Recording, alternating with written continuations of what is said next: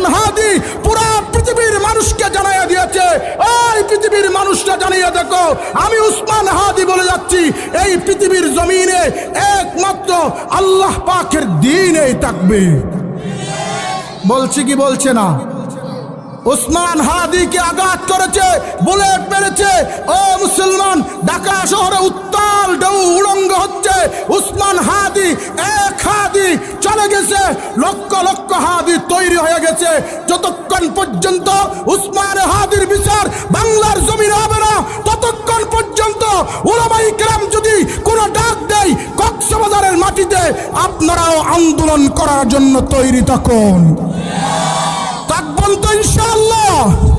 উসমান হাদির পক্ষ হয়ে কারা কারা আন্দোলনে যাইবেন, দুই হাত তুলে আল্লাহকে দেখায়া দেন। নারে তাকবীর, নারে তাকবীর।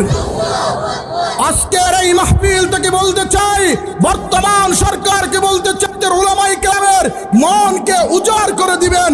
যদি পারেন তাহলে আগামী দিনও বাংলার মানুষ আপনাকে চাইবে। যদি না চান, যদি আপনি যদি চলে যান, তাহলে বাংলার জমিনে বাংলার মানুষ উসমান হাদির বিচার আদায় করে ছাড়বে। রাজি আছেন তো ইনশাআল্লাহ? উসমান হাদি বলে গিয়েছে, দেখায় দিয়েছে সর্বক্ষণিক তার দিলে একটা তামান্না থাকতো, কয় আমি একজন শহীদি যুবক। সুবহানাল্লাহ, কন্যা সুবহানাল্লাহ। বারবার রিপিট করতেন, আমি একজন শহীদ যুবক হব। এই উসমান হাদি ছিল আমার দেশের রত্ন, উসমান হাদি ছিল আমার দেশের গর্ব, উসমান হাদি ছিল আমার দেশের প্রাণ, উসমান হাদি ছিল আমার দেশের জীবন, উসমান হাদি ছিল আগামী প্রজন্মের ভবিষ্যৎ। এই ভবিষ্যৎকে যারা দুলিশ্বাত করেছ, আল্লাহর কসম করে বলছি, আল্লাহ পাকের আদালতে তো বিচার হবে, বাংলার জমিনেও বিচার হবে। এই জন্য আমাদের সোচ্চার থাকতে হবে। থাকবেন তো ইনশাআল্লাহ? থাকবেন তো ইনশাআল্লাহ? কারণ উসমান হাদি বারবার আসে না।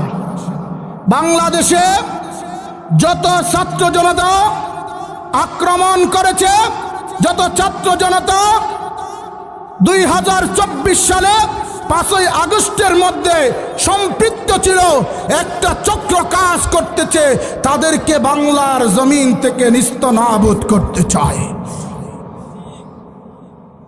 এতদিন কই দিন হইল পেশিবাদ বিদায় হয়েছে।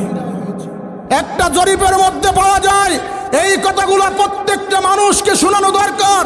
বিগত 1 বছরের মধ্যে 4166 জন বাংলাদেশের মধ্যে হত্যা হয়েছে জরিপ অনুযায়ী।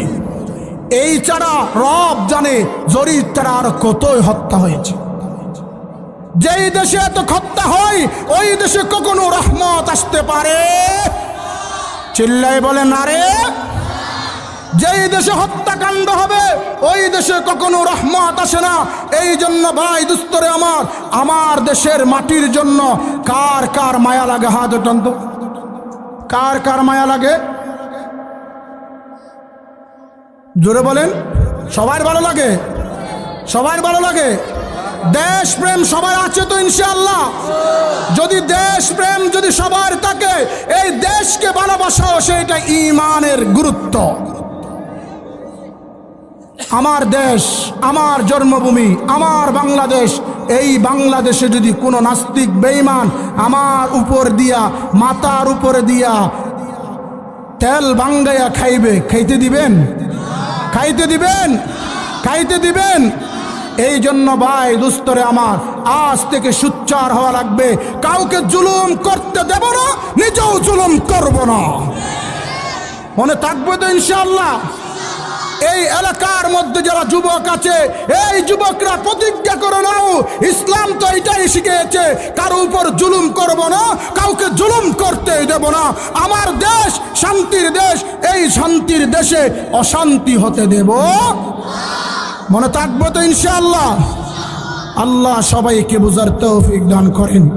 আল্লাহ সবাইকে বুঝার তৌফিক দান করেন। আল্লাহ সবাইকে দেশপ্রেমিক হওয়ার তৌফিক দান করেন। আল্লাহ সবাইকে হাদি বানায় দেন।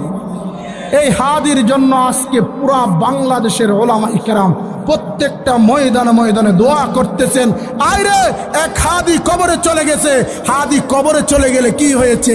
হাদি হাসছে, পুরা দেশ কান্না করছে, পুরা দেশ কান্না করছে।